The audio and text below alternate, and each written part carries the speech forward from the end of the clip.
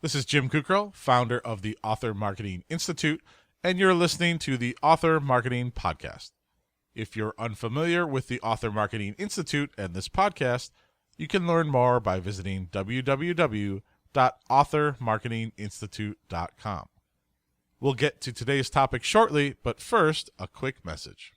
Are you looking for more ways to learn about how to write more books and how to sell them successfully? Of course you are. Who isn't?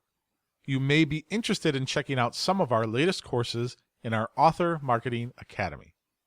Every month we produce a brand new video course that can teach you things like how to sell the first 100 copies of your book, or how to upload your book to Amazon and other platforms, how to run your first paid book ad campaign, including sites like BookBub, and other courses like how to increase holiday book sales, and our latest course called How to Build Your Author Platform Step by Step.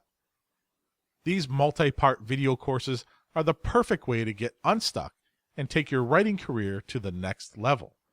You can watch them on your computer, your phone, or your tablet. Each course comes with its own downloadable and printable PDF course guide as well.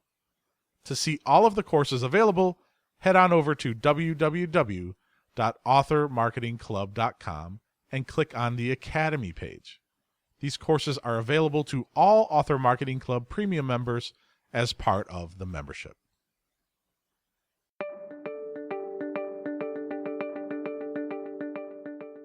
Five mindset changes to sell more books. It's tough to tell where you get all of your assumptions. Maybe you heard something about selling books during a writing conference presentation, and it stuck deep within your brain. Perhaps you read something online, and it seemed too true to be fake. No matter where you got your information, whether it's correct or far off base, it's pretty clear that your mindset makes a major impact on your ability to sell books. There are dozens of tactics that can improve your sales, many of which we've covered elsewhere on the Author Marketing Institute podcast, but it's often a combination of tactics and what you believe that propels you to success.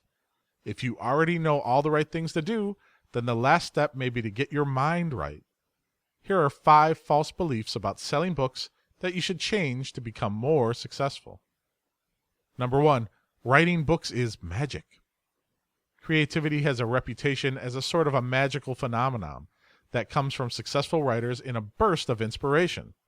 In reality, there's no fairy dust. The majority of authors cajole their creativity to function on a schedule, so it shows up when they sit down to do the work. The inspiration epiphany myth of creativity has been perpetuated by the top dogs of the industry for years. It's allowed the most successful authors to position themselves as gifted magicians instead of the hard workers they truly are. Like counting beans, creativity is a job. The sooner you internalize that, the better it'll be for your author career. Number 2, I'm not a salesperson. Along the same wavelength, aspiring authors like to label themselves as artists, not salespeople. Well, there's good news and bad news on that front. The bad news is that anybody who has a product for sale is a salesperson. That includes painters, musicians, and artists. Here's the good news. Book sales improve as you become a better salesperson. Determining when to be an artist and when to concentrate on sales can be a tough balance to strike, but you can improve on both accounts throughout your author journey. Take classes and read books on craft, and listen to podcasts, or sign up for webinars on marketing. When you concentrate on improving both aspects of your platform, you're bound to sell more books over time. Number 3, it should be easy. This false belief really gets at the heart of why some potential authors hesitate when they get into the thick of things. Somewhere along the line, they've been told that their true purpose in life should be easy. After working impossibly hard to finish a first draft or a short story, this prospective indie writer applies the myth of easy and thinks that writing may not be for them. It's an unfortunate error in judgment that can have an impact on everything you do in life. Who knows where this myth sprung up? Maybe the media portrayed prolific authors as gods or goddesses so many times that everybody started to believe it. Enough people thought that the writing process was simple and easy for authors like James Patterson and Stephen King, so they figured writing should feel like a joy and a perfect fit if they're meant to be part of this esteemed group. Writing is hard for everybody. It gets easier when you've written a dozen novels, but it never becomes an uncontested slam dunk. In fact, most things that are worth doing are very difficult. When something makes you uncomfortable or afraid, it shouldn't be a deal breaker. Sometimes a task is hard because you simply haven't done it enough times. Don't give up when something gets hard. If you do, then you'll have to pave the way for everyone who's willing to fight hard for their dream job. Number 4, I can do this alone. Many writers are introverts.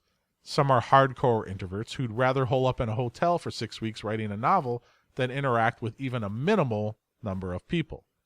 When this independent introvertness is part of your very being, you may want to convince yourself that you can do this whole author thing without getting anyone else involved.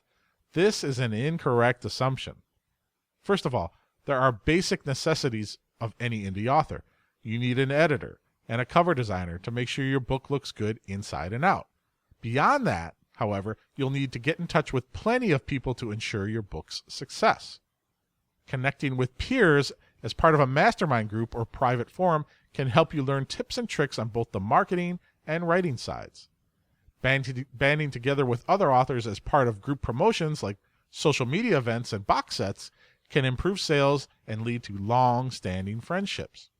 Additionally, you'll need to connect with your fans through social media, podcasts, and email to develop a strong readership for your work. Writing may be something that you do alone. Authorship requires a lot more people than you might think. Number 5, there's a formula. Everybody's always looking for a formula.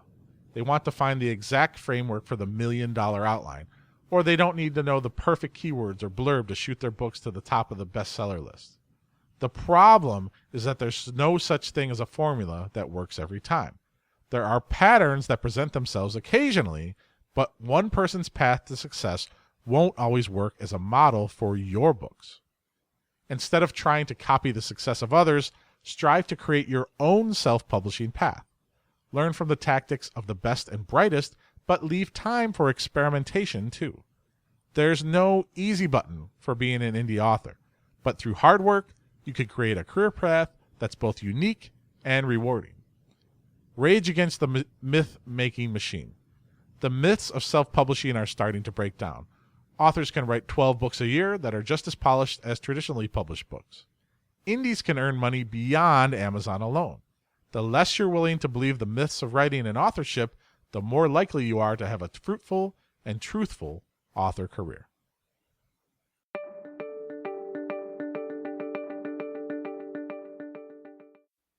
And that will conclude today's podcast.